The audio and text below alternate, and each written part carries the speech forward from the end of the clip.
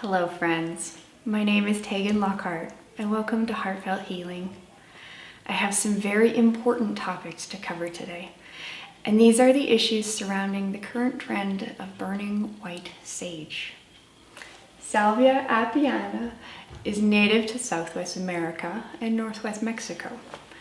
It is currently classified as a threatened or vulnerable species due to mounting pressures from climate change, fires, invasive species, and the loss of pollinators.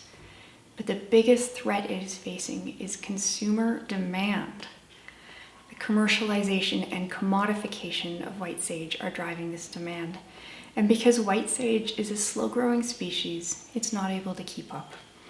And the worst part is that this demand has created a black market of illegally harvested white sage stolen off protected lands. The market is being supplied largely by desperate, undocumented individuals who put themselves at risk during collection and then sell off the sage for whatever they can get. And they are not practicing sustainable harvesting techniques. These poachers are uprooting the plants rather than trimming them back and are clearing out whole areas of state-protected land. This upsets the local ecosystem and is depriving the Native American peoples of their sacred medicine, whom have worked sustainably with white sage for thousands of years. The trend of burning white sage is cultural appropriation, which means unacknowledged or inappropriate adoption of the practices of one people or society by members of another and typically more dominant people or society. Unacknowledged because most popular resources that speak about burning white sage do not recognize the native origins of this practice. Inappropriate because this consumer-driven trend is hurting our planet and the people that this practice has been stolen from. In Canada, the Native people were banned from practicing any traditional medicine or ceremony from 1876 until the early 1950s. In America, this ban continued until 1978.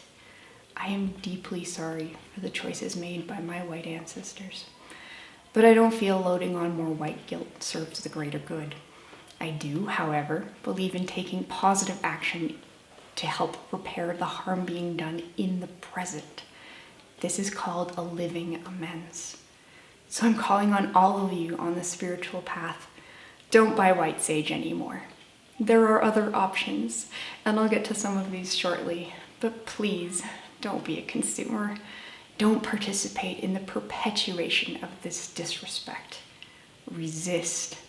Resist for white sage. Resist for respect. Instead, grow white sage yourself if you wish to work with it. True spirituality cannot be bought in a store. It's something cultivated in daily life.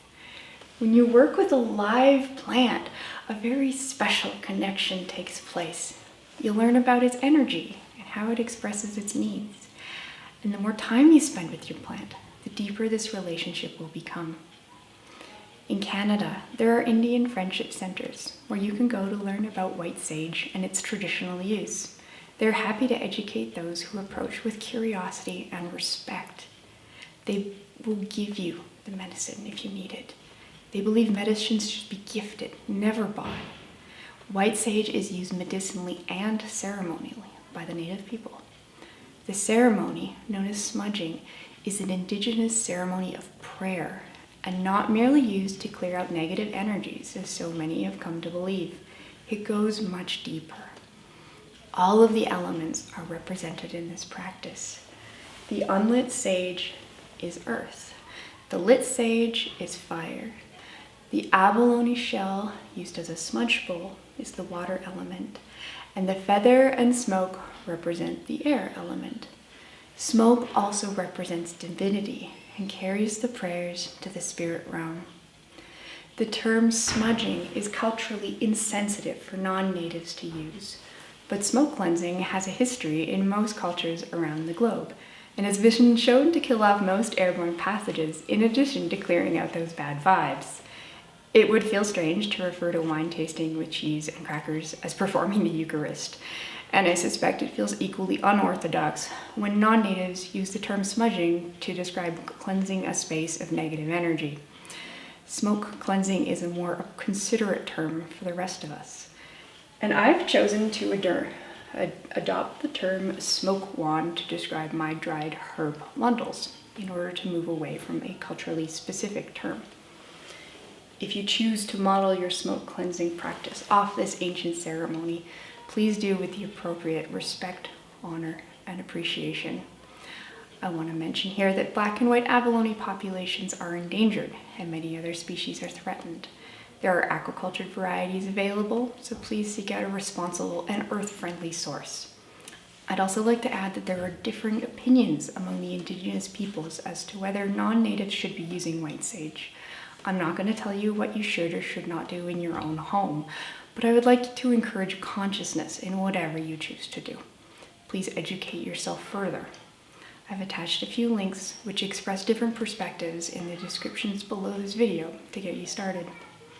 I'd like to see us come together and create solutions rather than perpetuate the problems. And if you do choose to work with white sage, please grow it. If the consumer demand dries up because we've all chosen to resist for white sage, then the detrimental black market will dry up as well.